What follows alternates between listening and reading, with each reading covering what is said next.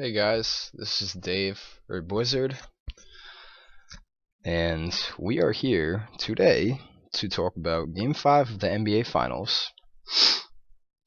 So, first off, I'd like to start by talking about Draymond Green and his suspension.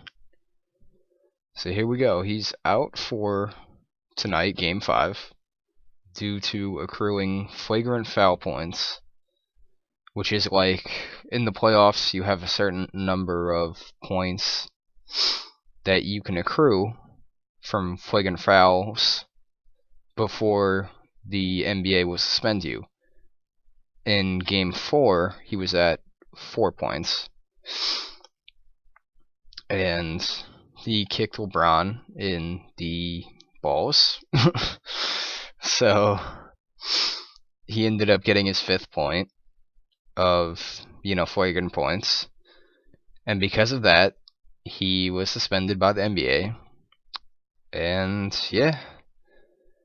So talking about the altercation that led up to that itself, LeBron had stepped over Draymond Green earlier in that same exact possession, if I'm not mistaken.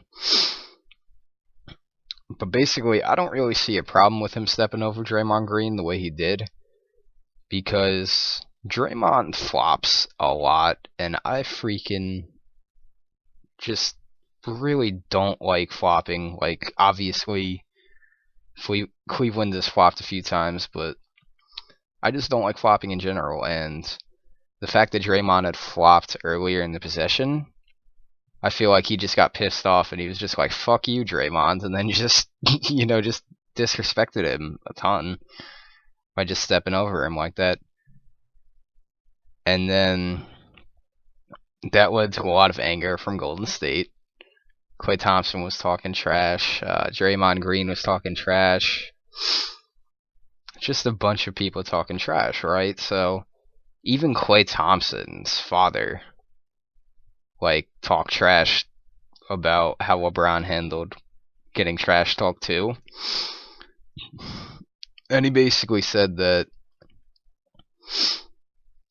he's feeling like he's entitled to everything, and that he wouldn't be able to handle playing in the NBA in the 80s and all this crap. And I was just listening to that, and I was just like, who the fuck cares?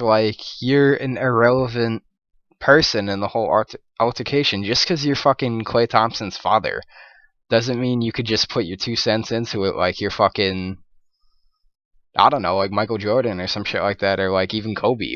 Come on now. You're not as great as one of those players, so what gives you the right to just, put your 2 cents in? I understand that's your kid, but shut the fuck up. Seriously, no one cares what you have to say. And then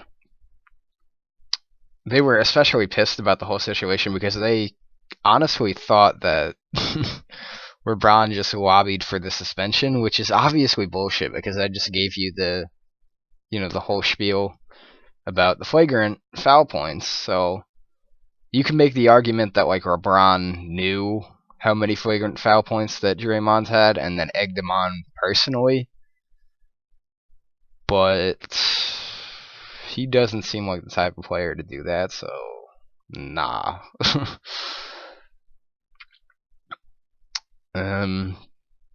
Now getting into the actual game with the impact of Draymond Green being suspended. With Draymond Green out, they still have a lot of different combinations and matchups that they could create to make up for his absence, because the defense is going to be a lot worse without him. But they could put in Iguodala, they could start that kid McAdoo. They could start a couple different players. They could even start Harrison Barnes at power forward. They have a couple good options if they're not sure where to go from here. And yeah, just as a team collectively, they're going to have to pick up the defensive intensity to make up for the loss of Draymond Green. But if they struggle even a little bit, there is potential for the Cavaliers offense to just explode tonight. So now I have like keys to each team winning tonight. Keys for the Cavaliers to win tonight. LeBron would have to score, in my opinion, 30 or more points. So you'd have to have a really big game. Because to stave off elimination in Oracle Arena, that's really freaking tough with the decibel level of the crowds and how loud the fans are. So yeah, he'd have to have a big game. Kyrie Irving would have to have a very good game as well. Kevin Love, if he even plays at all, would have to have a big game because he has not been doing much of anything in these finals. Simply, I think in my opinion, because he's just a bad matchup with Golden State, but if they could find a way to put him in where he would be matching up well with whoever Golden State puts out on the floor, then, who knows? He might break out, have a very good game. Other keys to the Cavaliers winning: the bench or supporting cast, whatever you want to call them, would have to have a big night tonight. Like, we're talking probably like 30, 35 points of bench scoring. So that would definitely be a lot. They should look to out-rebound Golden State in the game, because the games that they have out-rebounded them, they've done a lot better in. And the more rebounds that Golden State gets, the more chances they have to kick it out and make a corner three or something and just completely change the momentum of the entire game. Because they could be down 4, get a rebound, kick it out to, say, Steph Curry or Klay Thompson, and then all of a sudden they're only down by 1, And the Cavs will definitely have to get to the free throw line more often, earlier in the game, definitely, and also make more of their free throws, because the last game that they played, Game 4, they had a decent amount of trips to the free throw line, but they just didn't make a good amount of their free throws. Now, keys for Golden State to win tonight. As I said earlier, they got to all collectively do better on defense to make up for the loss of Draymond Green. Whether that be, switching like they normally have been used to doing, going big, staying with the small ball lineup for the most part, or just completely different matchups. I'm not really sure. That's not for me to say, because I'm not entirely sure, to be honest.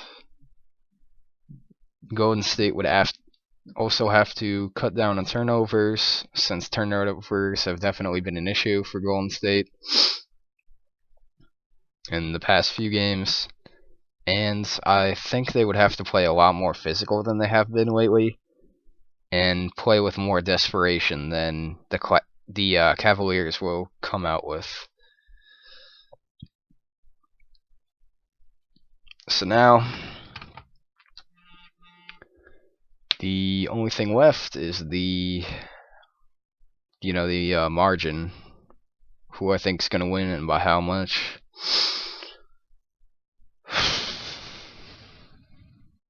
I guess I'll go with Cleveland 110 to 100. Only because I think it's going to be very close, hence the 10-point margin. But I do think Cleveland has the opportunity to just explode offensively, as I was saying earlier. So yeah, that's my prediction, and I'll see you all after the game. Hope you enjoyed this video, and I'll see you in the next one. Bye.